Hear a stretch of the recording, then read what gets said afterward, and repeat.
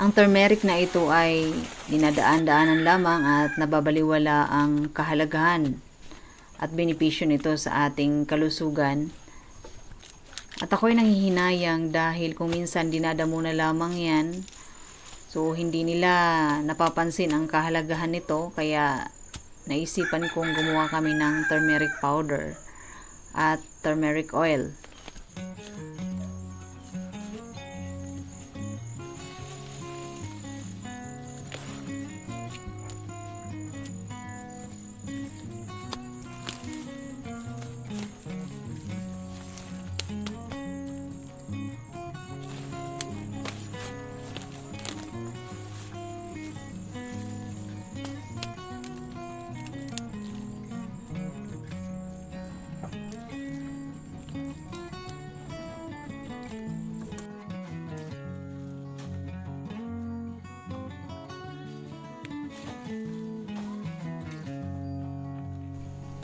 At ang aming gawain ngayon ay magagawa kami ng extension ng kulungan ng manok.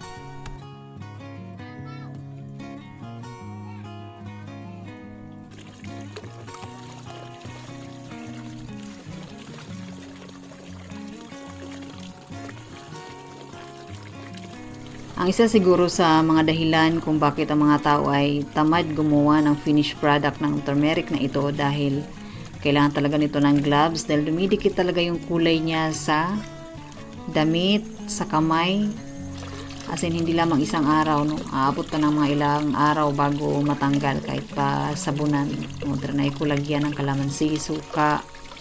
Hindi talaga siya basta-basta natatanggal.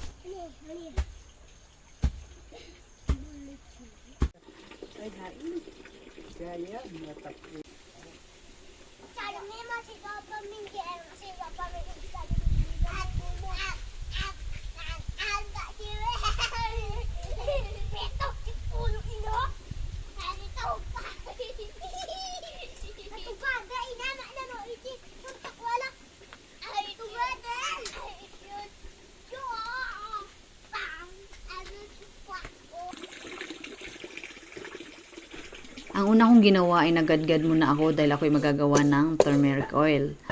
At ang gagamitin kong oil ay coconut oil. Itong lana or coconut oil ay gamit na gamit talaga dito. Lahat ng mga kabahayan merong lana dahil ito ay ginagamit lalo na kapag may ubo or may sipon. Ito yung ginagamit nilang panghaplas or ipapahid sa ilong para mas dumalo yung sipon. So, marami lamang silang pinagagamitan ng coconut oil dito. Kumpara dun sa amin na binabaliwala lamang namin dahil maraming niyog sa paligid.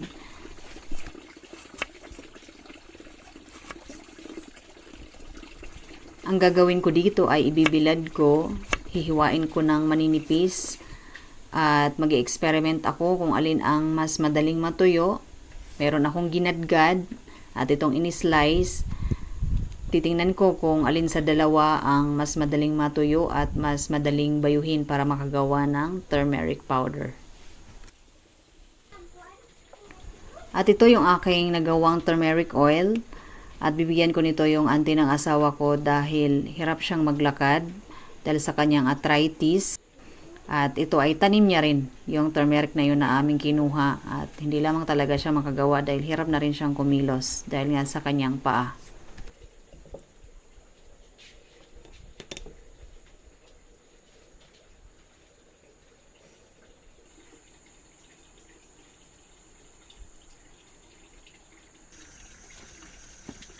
At ito na naman yung kalat na ginawa ng bagyo. So kami ay maglilinis na naman para sa araw na ito.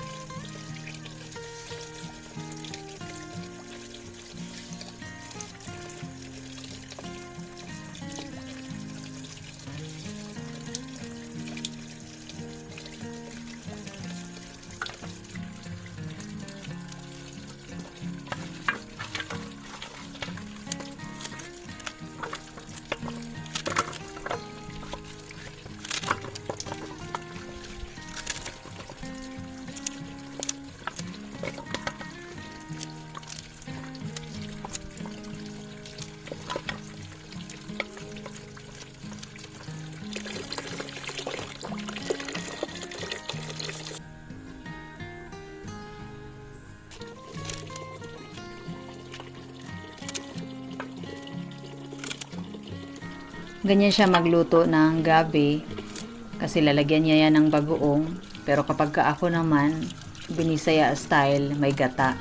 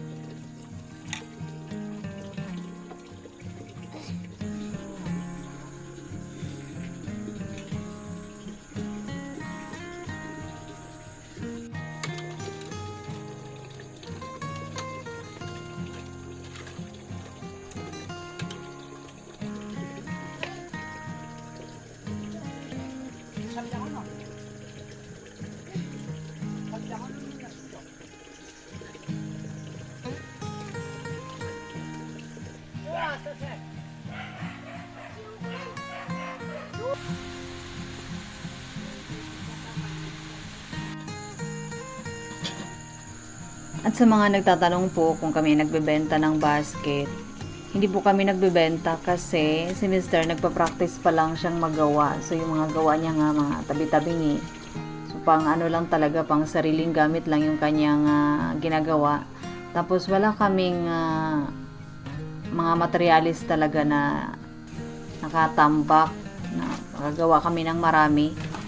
So, ano lang, seasonal lang din. No? Tulad nung kawayan na kinukuha nila tuwing ganitong panahon. Meron talagang mga expert niya na gumagawa dito pero ayaw nilang magbenta ng malayuan. Ang nilagang saging talaga ang isa sa paborito kong merienda or pagkain sa bukid. Dahil nakasanayan ko ito nung ako ay bata pa. Kapag wala kaming bigas, dahil hirap ng bigas minsan sa amin noon, nilagang saging or kamote ang aming hapunan. Madalas hapunan talaga, lalo na pagka wala kaming ulam.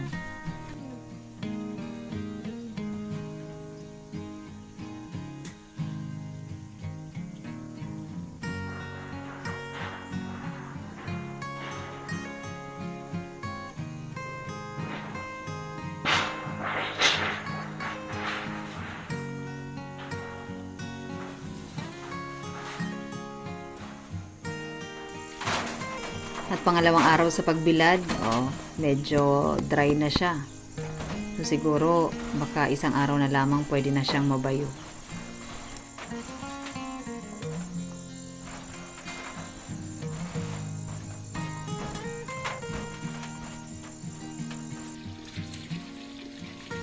At si Uncle, binaba niya na talaga yung malaking banga na paglalagyan ng basi or sugarcane wine.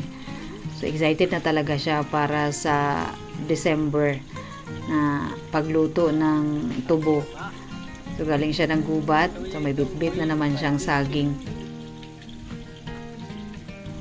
At si Uncle ay naglalabas ng kanyang sama ng loob dahil napaaga ang kanilang pagbaba. Dahil ang asong ito ay kanya nang niligaw-ligaw, no? Iniwan niya sana dito Kaso sinundan pa rin siya at pagdating daw doon sa gubat ay inapak-apakan yung kanyang panghuli sana ng baboy na ramo. Kaya bumaba na lamang daw sila ng maaga.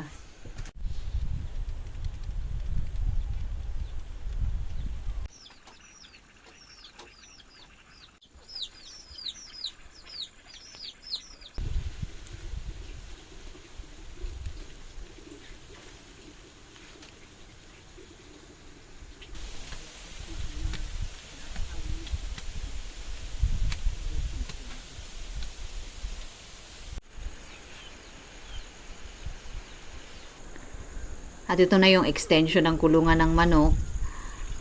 So, dapat nga sana mas mahaba-haba pa mas malaki pa. Kaso, hindi naman ako ang kumikilos. Hindi ako pwedeng umangal. Kung ano lamang yung gagawan ng nagtatrabaho dyan, yun lang. So, kung ako lamang masusunod, gusto ko mas malawak pa para malawak talaga yung paggalagalaan ng mga manok. So, ayan na yung supervisor, magpa-bewang-bewang pa.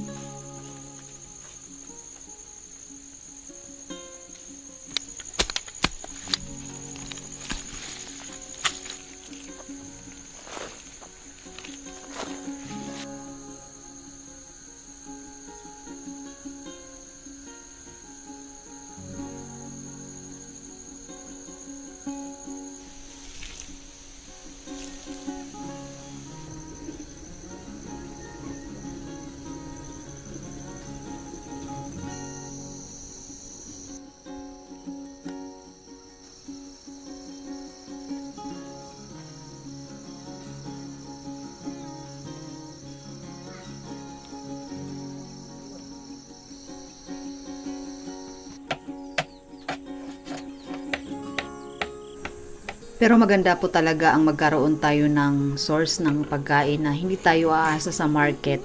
No, kung meron naman tayong space na kahit medyo maliit lang na pwedeng mag-alaga tayo ng mga native na manok. So, lalo na itong native kasi hindi sila yung sakitin, hindi kailangan ng talagang pag-aalaga.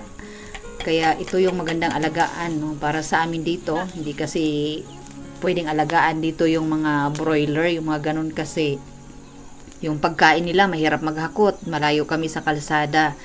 So kahit ang pamimili namin ng pagkain ay mahirap din, kaya ito talaga yung aming pag-isipan. Gawa kami or mag-alaga kami ng mga pagkukuhanan namin ng pagkain.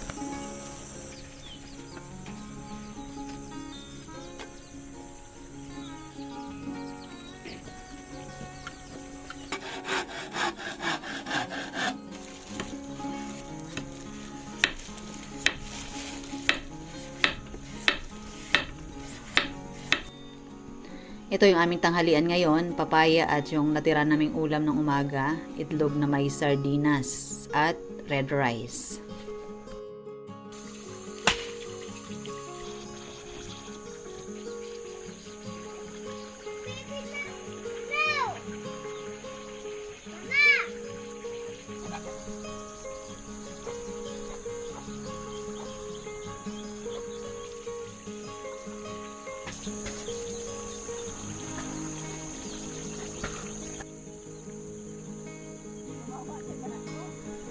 Yung mga dumadaan dito, minsan napapatigil sila, nanonood sila kung ano yung ginagawa namin kasi dati itong palayan, so source namin din ito ng bigas at ngayon ginawa na lang namin ng mga bahay-bahayan ng manok.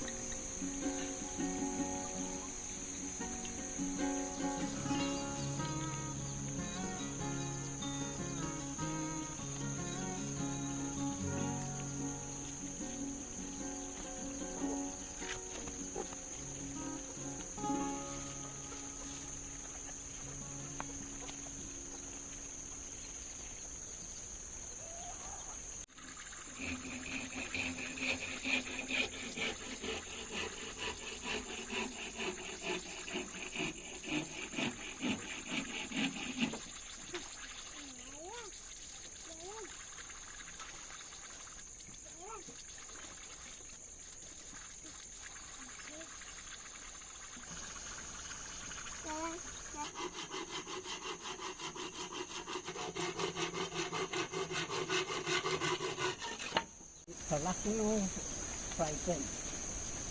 Nabilis ka.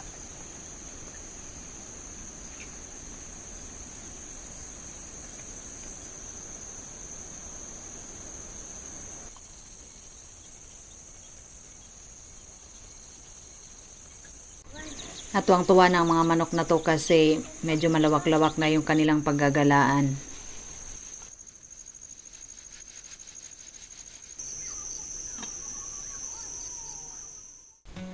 At dahil natapos na yung extension ng kulungan ng manok bilang selebrasyon, kaunting selebrasyon, magluluto kami ngayon ng masarap na pagkain, dumplings. Hindi man ito native na pagkain dito sa Kalinga at lalong hindi din ito sariling atin, pero masarap din naman, natikman din naman natin yung pagkain ng ibang lahi. At gusto ko rin minsan na ipatikim sa anak ko yung mga pagkain na hindi niya natitikman.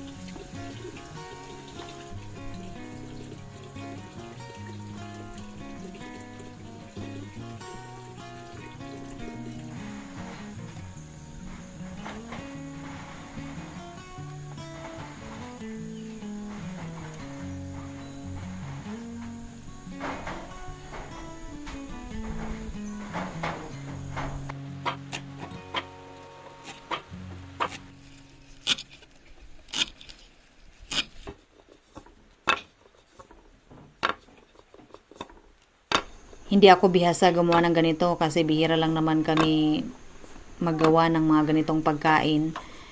So nag-dry na nga kasi kumain muna kami ng aming tanghalian bago ko i-flat. Tapos itong aming ingredients naman ay kung ano lamang meron sa aming supply. Manok, carrots, kutsay, bawang at sibuyas at may toyo. Yun lamang.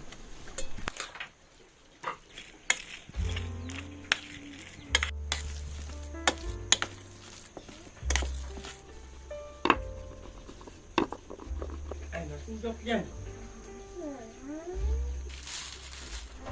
3 araw namin itong binilad at medyo makunat pa rin siya. Kaso hindi na nagdiretso ang araw ngayon kaya naisipan na lamang namin na bayuhin. At iyong ginadgad ko ay yun talaga yung malutong na madali na siyang bayuhin.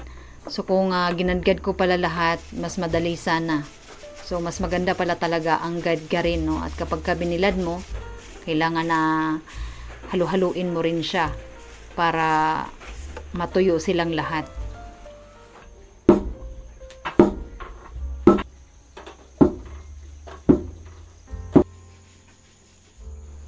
At ito na talaga yung pinaka-climax, yung pagbabalot na hindi ko magaya-gaya yung pinapanood ko.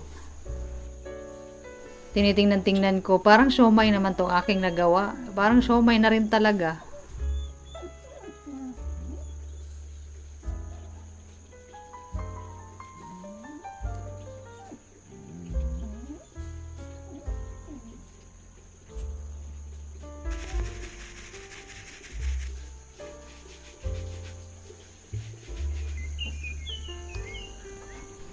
So, ito yung pinaka-simple lang. At ito naman yung medyo simple. At ito naman yung komplikado. So, steam na natin kasi padilim na naman yung kalangitan kasi nag-ambon-ambon at mag-aalas 6 na rin.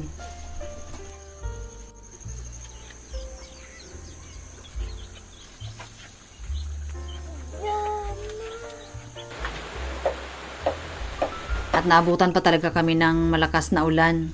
At magagawa pa rin ako ng sauce kahit na late na kami.